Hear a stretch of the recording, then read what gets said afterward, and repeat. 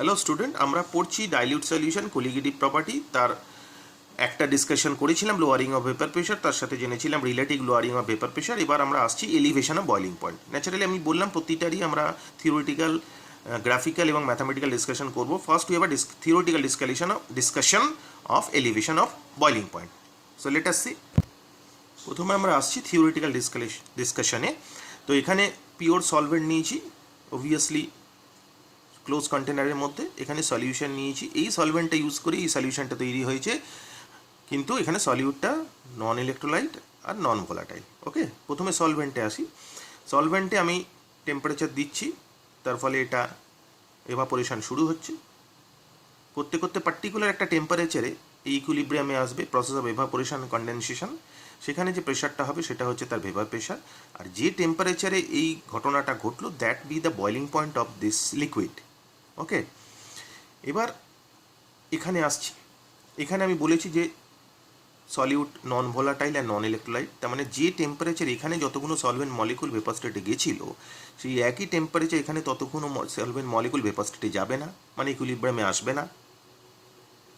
তাহলে আমাকে এইখানে ইকুইলিব্রিয়ামে আসতে হলে কি করতে হবে? ডেফিনেটলি আরও টেম্পারেচার বাড়াতে হবে, কারণ ইকুইলিব্রিয়ামে না এলে এটার বয়লিং পয়েন্ট রিচ করবে না। এটার বয়লিং পয়েন্ট আনতে গেলে ন্যাচারালি আমাকে টেম্পারেচার এখানে যা দিয়েছিলাম তার থেকে আরও বাড়াতে হবে। বাড়িয়ে পার্টিকুলার একটা টেম্পারেচারে এটা তখন ইকুইলিব্রিয়ামে এলো, এটা বয়েল করতে শুরু করলো। That temperature B the boiling point of this solution. তার মানে যেটা দেখা গেল যে এই সলভেন্টটা নিয়ে এখানে যে সলিউশনটা তৈরি করেছিলাম, যেখানে non volatile non electrolyte solute ছিল, সেই সলিউশনটার বয়লিং পয়েন্ট এটার থেকে বেড়ে গেল।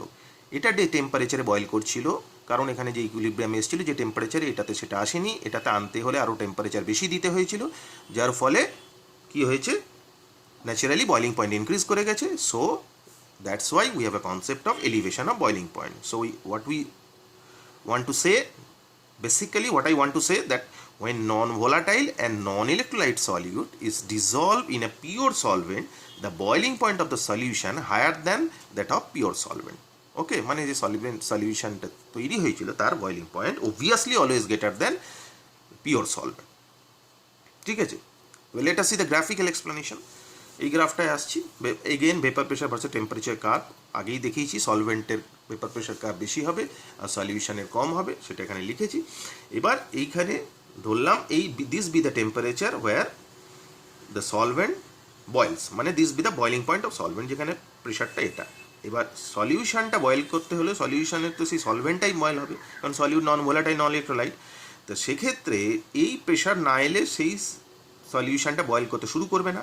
এখন এই প্রেশারটা আনতে হলে ন্যাচারালি এটা এক্সট্রাপোলেট করে এখানে কাট করছে, এখানে কাট করে এটা যদি টেম্পারেচার অ্যাক্সিসে কাট করাই, তাহলে দেখা যাচ্ছে এখানে কাট করছে। তাহলে টেম্পারেচার অ্যাক্সিস ভালো করে স্ক্যান করলে যেটা দেখা যাচ্ছে, this be the TB dash be the boiling point of solution, TB be the boiling point of solvent.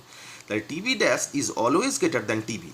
তার মানে we say that when non-volatile and non-electrolyte solute is dissolved in a pure solvent, the boiling point of the solution higher than that of pure solvent. Okay, so this is your theoretical explanation, this be the graphical explanation. Now what about the mathematical aspects? According to Raoult's law, elevation of boiling point, that is delta T, that is TB minus TB dash, is proportional to the molality of the solution. Molality class 11 এর class কন্টেন্টে ছিল যে 1000 গ্রাম সলভেন্টের মধ্যে যত gram mole solute থাকবে, that be the definition of molality. Okay, so এটাকে ইকুয়ালিটিতে আনতে হলে we have to put some constant, that is delta TB. এখানে ডেল্টা টিবি লিখে দিই, তাহলে সুবিধা হবে বয়লিং পয়েন্টটাকে এক্সপ্রেস করছে। Delta TB is equals to some constant, that is KB into M. কেবিটা কনস্ট্যান্ট ধরা হয়েছে, এম মোলালিটি এখানে লিখেছি, M be the molality of the solution, KB constant. কনস্ট্যান্টের নাম হচ্ছে মোলাল ইবিউলোস্কোপিক কনস্ট্যান্ট, অনেক সময় বলা যায় মোলার এলিভেশন কনস্ট্যান্ট। এরপর এটাকে রিঅ্যারেঞ্জ করলে কেভির ভ্যালুটা আসে যে 8 টিবি স্কোয়ার বাই 1000 এলভি। এলভিটা কি? LV with the latent heat per গ্রাম।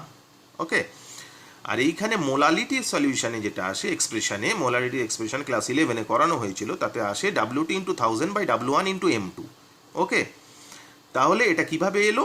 কারণ ধরেন 1000 গ্রাম সলভেন্টের মধ্যে যত গ্রাম মোল সলিউট থাকবে, মানে এখানে সলভেন্টটা ছিল W1 গ্রাম, তাহলে W1 গ্রাম সলভেন্টে সলিউট আছে W2 by M2 mole.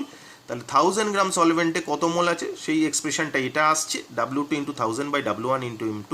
So instead of writing small m, আমি তার জায়গায় রিপ্লেস করলাম এটা, যেখানে W1 কি, W2 কি, M2 কি সেটা লেখা আছে।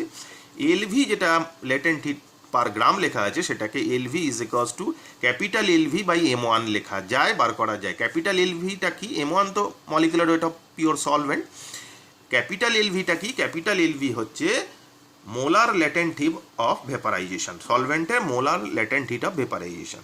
ওকে, তাহলে এই যে ফর্মুলাটা পেলাম, this be the very crucial formula from which আমি আগেই বলেছিলাম all these are the extract of physical chemistry experiment from which we can calculate the molecular weight of unknown solute.